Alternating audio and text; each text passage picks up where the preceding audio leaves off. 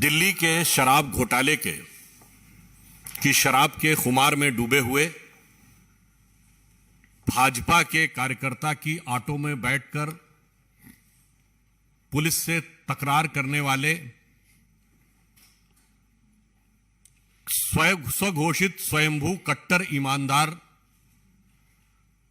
भारत की राजनीति के सबसे नए नवेले और अजब अलबेले किस्म के नेता की कट्टर ईमानदार छवि के ऊपर आज बिजली गिरी है, क्योंकि दिल्ली में विद्युत वितरण कंपनियों की प्रक्रिया में गंभीर भ्रष्टाचार के तथ्य सामने आए हैं। कम से कम इसमें 4 या 5 बिंदु ऐसे हैं जो ध्यान में देने के बाद कोई भी व्यक्ति सहज रूप से निष्कर्ष निकाल सकता है कि एक बड़ा गंभीर और व्यापक भ्रष्टाचार हुआ है। सबसे पहली बात यह कि विद्युत उत्पादन करने वाली कंपनियों का जो बकाया था वितरण कंपनियों पे, जिसके लिए वह दिल्ली सरकार को मिलना था और देनदारी थी प्राइवेट कंपनियों की, परंतु प्रारंभिक बैठकों में ही तकरीबन 3200 करोड़ रुपए से अधिक की उनकी देनदारी को एक प्रकार से वेव ऑफ कर दिया गया। अब यह प्रश्न उठता है कि यह क्यों किया गया, इसके पीछे क्या तथ्य है। दूसरा, दिल्ली के नागरिकों को जो छूट देने की बात कही गई, सब्सिडी देने की बात, वो ईमानदारी से पारदर्शिता के साथ क्यों नहीं की गई, जिस प्रकार से केंद्र सरकार दे रही है और दिल्ली में भी एलपीजी की सब्सिडी मिल रही है, अर्थात डायरेक्ट बेनिफिट ट्रांसफर के द्वारा क्यों नहीं दी गई, उसमें बीच में बिचौलियों को क्यों लाया गया। और लाया भी इस प्रकार से गया कि वितरण कंपनियों को यह छूट दे दी गई। ऐसा आपने विचित्र समायोजन, this type of peculiar financial agreement you might have not witnessed anywhere in the country, कि जो उनकी देनदारी थी, जो उनका ड्यू था, उसको कहा गया कि आप सब्सिडी में से एडजस्ट कर लीजिए। इसका अर्थ यह हुआ कि जनता को सब्सिडी देना नहीं था, उस माध्यम से अपने कुछ लोगों को लाभ पहुंचाना उनका मकसद था। तीसरा बिंदु यह कि जब लेट फी के नाम पर प्राइवेट कंपनियों को 18% वसूल करने का अधिकार दिया गया, तो वही कंपनियां लेट फी के लिए दिल्ली सरकार को केवल 12% ही क्यों दे रही थी। यह 6% का मुनाफा कहां जा रहा था, और एक अनुमान के अनुसार पिछले कुछ वर्षों में मिलाकर इससे 8000 करोड़ रुपए से अधिक का लाभ उनको प्राप्त हुआ। तो मानी हुई बात है, यह पैसा कहां गया और किसने इसको किस रूप में यूज किया। क्योंकि पुनः मैं कह रहा हूं, जनता से 18%, सरकार को डिपॉजिट 12%, यह बीच में 6% कहां जा रहा है।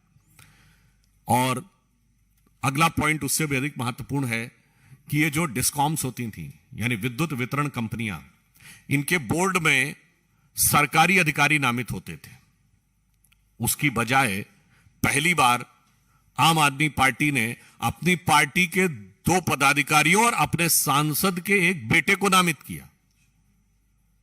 इस विषय पर हम उनसे साफ पूछना चाहते हैं कि राजनीतिक व्यक्तियों को डिस्कॉम के बोर्ड पर नियुक्ति करने के पीछे उनका क्या उद्देश्य था। क्या यही उद्देश्य था कि यह सब जो प्रक्रिया थी ये होती रहे। एक बार हम यह भी मानते कि वो विद्युत के क्षेत्र के विषय विशेषज्ञों को नियुक्त करते तो फिर भी हम मान लेते। ना अपने अधिकारियों को हटाया, नियुक्त किया, विषय विशेषज्ञों को नहीं नियुक्त किया, अपनी पार्टी के पदाधिकारियों और नेताओं को नियुक्त किया। और उनकी ही उपस्थिति में वेवर भी हो जाता है, उनकी उपस्थिति में यह नीतियां तय हो जाती हैं कि वो लोग अपनी देनदारी इस ढंग से एडजस्ट कर लेंगे। जबकि मजे की बात यह है कि जो तीसरी कंपनी है उसने सारी अपना पेमेंट लगातार किया और उनपे ना कोई देनदारी है ना कोई प्रक्रिया है। ये सारी की सारी देनदारी इन 2 कंपनियों पे से ही क्यों है।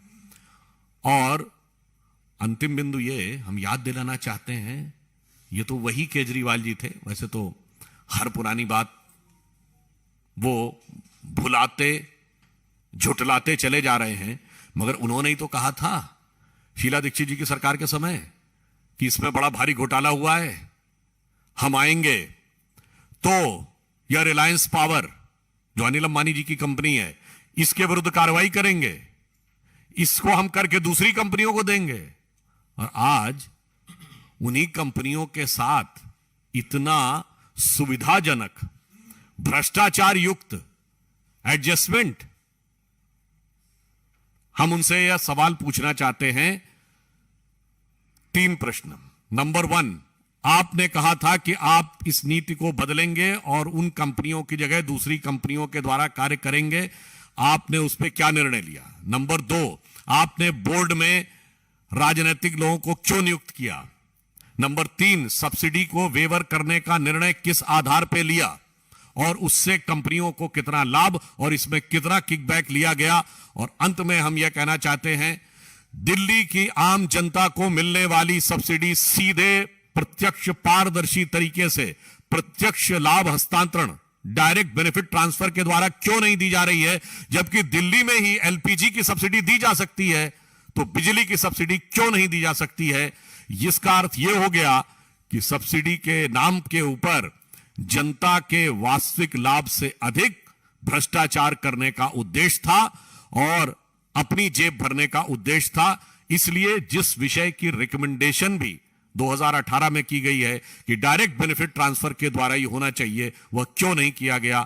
इन 4 प्रश्नों का उत्तर दिल्ली सरकार को देना चाहिए, क्योंकि यह उनके भ्रष्टाचार को, जैसे बिजली की रोशनी होती है ना, बिजली की रोशनी से, बिजली की गज से, अब मुझे तो ऐसा लग रहा है जैसे शराब के नशे में आदमी कभी गलत सलत बिजली का स्विच भी छू देता है तो करंट लग जाता है, तो मुझे लगता है शायद उसी प्रक्रिया के तहत इन्होंने भी कुछ किया है। तो नशे में भी थे, करंट भी लगा, और ईमानदारी और निष्ठा तो यह थी कि आप याद करिए,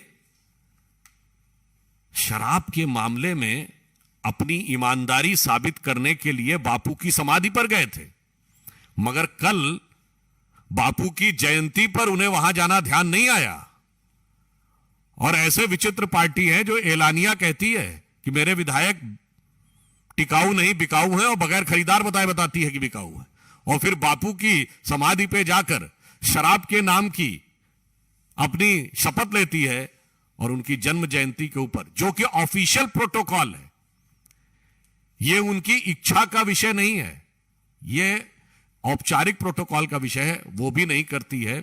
इसलिए हम इस विद्युत घोटाले के ऊपर साफ साफ उनसे जवाब चाहते हैं कि इन 4-5 बिंदुओं के ऊपर उनका क्या स्टैंड है और क्या कार्रवाई कर रहे हैं।